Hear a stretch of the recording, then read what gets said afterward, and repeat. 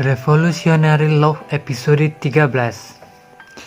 Hyuk dan Ji-hoon sama-sama berjalan dan saling menatap dengan berbicara di dalam hati satu sama lain setelah mendengar keputusan dari pimpinan Byun dan Pak Seul. Kemudian Jun datang dan melihat mereka saling tatap mata. Ia penasaran apakah mereka berdua akan menanyakan sesuatu hal, tetapi keduanya mengelak dan tak ingin bicara apapun. Setelah Ji-hoon pergi, Jun teringat perkataan Yong-hee sebelumnya kalau dia ditolak oleh Ji-hoon karena dia sudah menyukai orang lain. Jun penasaran siapa wanita yang Ji-hoon sukai. Jun mengatakan ke Hyuk kalau dia baru saja berhenti dari pekerjaan paruh waktu jadi pembersih karena ibunya Hyuk. Ji-hoon yang mendengarnya berbalik arah dan menanyakan penyebabnya. Jun ingin mencoba mencari impian dan apa yang sebenarnya ia ingin lakukan.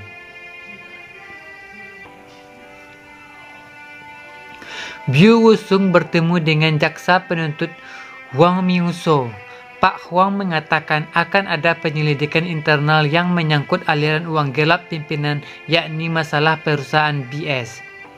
Dia menyuruhnya berhati-hati karena tim penyelidik telah menyuruh orang untuk menyelidiki hal ini.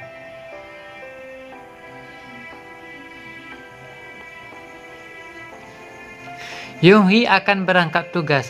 Ia bertemu dengan Jang Cheol-min. Dia membahas tentang masalah malam sebelumnya saat menggendong Yong-hee ke rumahnya.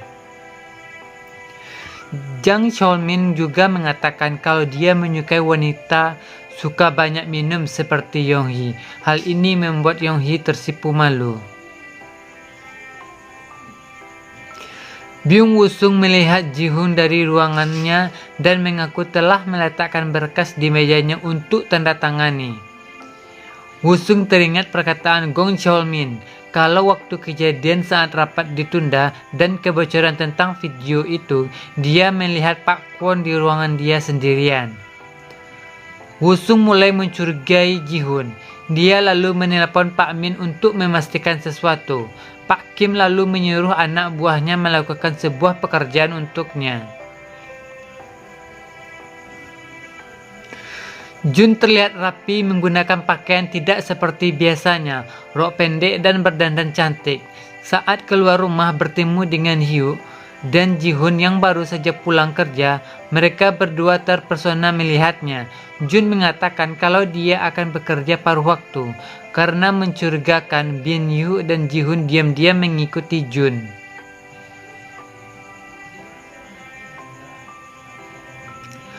Mereka membuntuti Jun dengan taksi mengikutinya hingga ke hotel dan melihat seorang pria.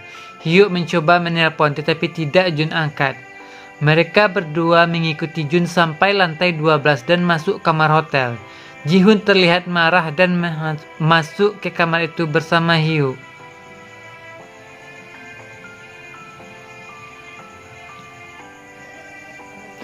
Di sana ada pria yang mengajak Jun dan ternyata juga ada istri dan anaknya.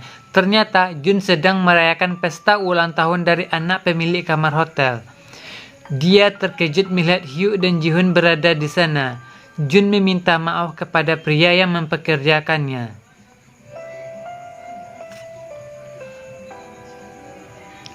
Jun kesal karena kelakuan mereka berdua. Dia menjelaskan ke Ji-hoon dan Hyuk kalau dirinya bisa mendapatkan $200 hanya untuk 3 jam melakukan itu. Setelahnya, mereka bertiga pulang bersama. Di sisi lain, seseorang sedang bertingkah laku aneh sedang menyelidiki tempat tinggal mereka. Tetapi kepergok Jang Cheol-min dan pergi begitu saja. Mereka bertiga lalu makan di restoran. Saat itu Jun dengan rasa penasaran karena penjelasan dari Yong-hee sebelumnya lalu bertanya ke Ji-hoon apakah dia sedang berkencan dengan teman sekantornya atau tidak. Ji-hoon terkejut dan tersendak mendengarnya. Hyuk juga menjadi penasaran tetapi Jun mengatakan jika dia yakin bisa bertanggung jawab atas hidupnya baru Ji-hoon akan menyatakan perasaan kepada wanita yang ia sukai.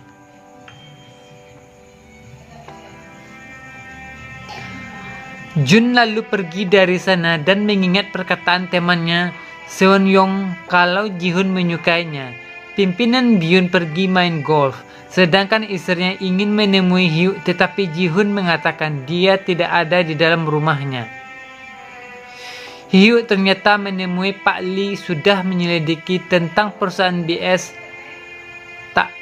tak lain anak perusahaan grup Gangsu, tetapi dia harus memiliki bukti kuat. Tujuan dibuat itu untuk penggelapan dana dan menghindari pajak. Pak Lee juga mengatakan kalau ini mirip seperti insiden ayam Gangsu dan saat itu ayahnya Jun membongkarnya, tetapi ia dituduh dan dipecat.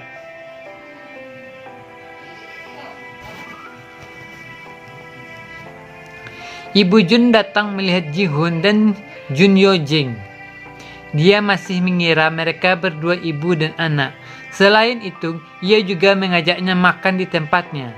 Saat di sana, ibunya Jun merasa bangga dengan putranya seperti Ji-hoon yang bisa diandalkan. Ji-hoon mendapat panggilan dari Byun Woo-sung dan dia harus pergi.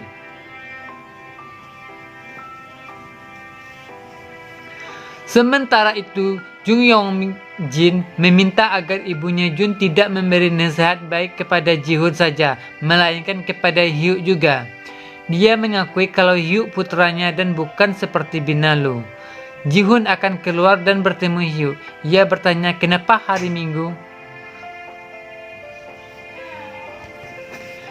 libur seperti ini bekerja. Menjawabnya dengan kesal, Ji-hoon mengatakan siapa lagi yang bisa menyuruhnya.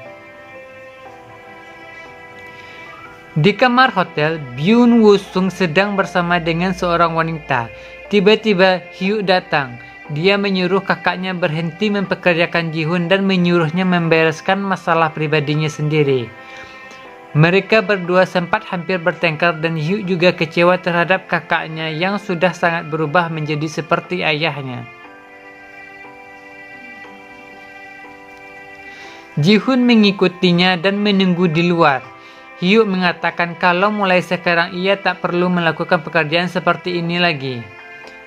Saat pulang dari sana, Hyuk membayangkan masa lalu bersama kakaknya saat bertanya impiannya. Mereka berdua sama-sama tidak ingin menjadi seperti ayahnya.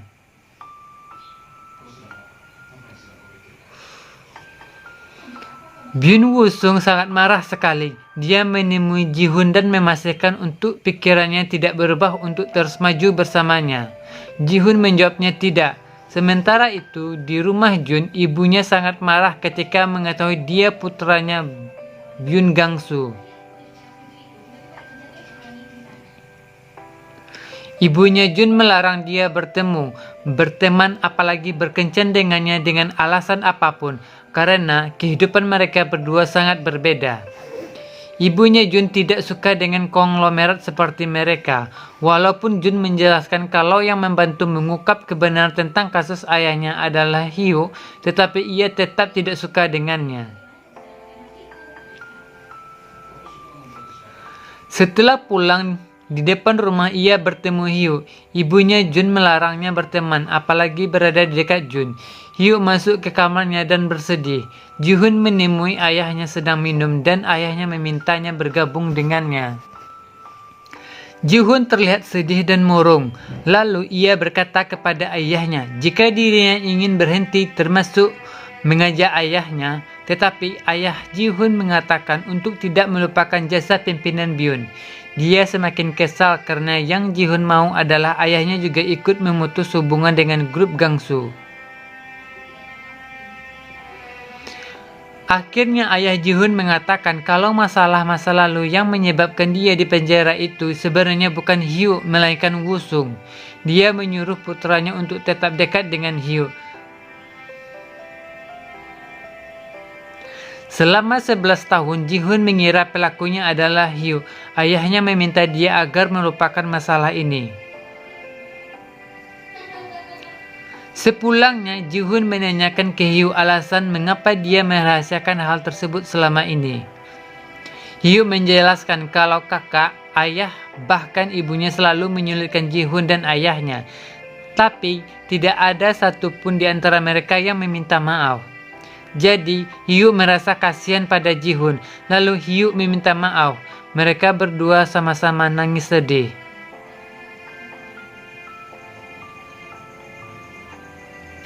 Di luar rumah, Pak Jang Cheolmin kembali melihat pria mencurigakan yang kemarin.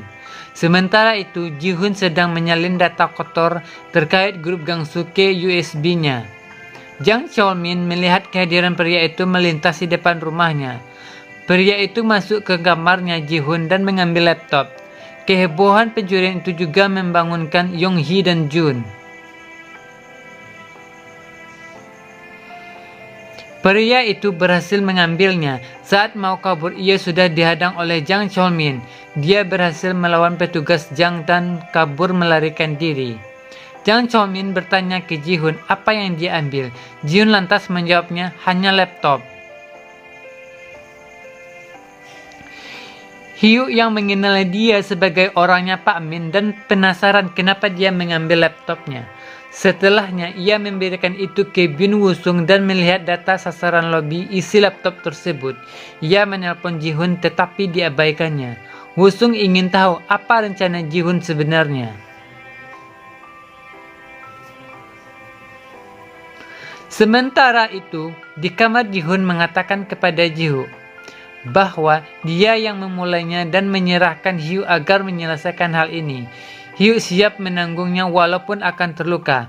Tiba-tiba Jun datang dan bertanya apa yang akan mereka rencanakan. Bersambung ke episode 14. Jangan lupa untuk like, komen, dan share. Semoga channel ini bermanfaat.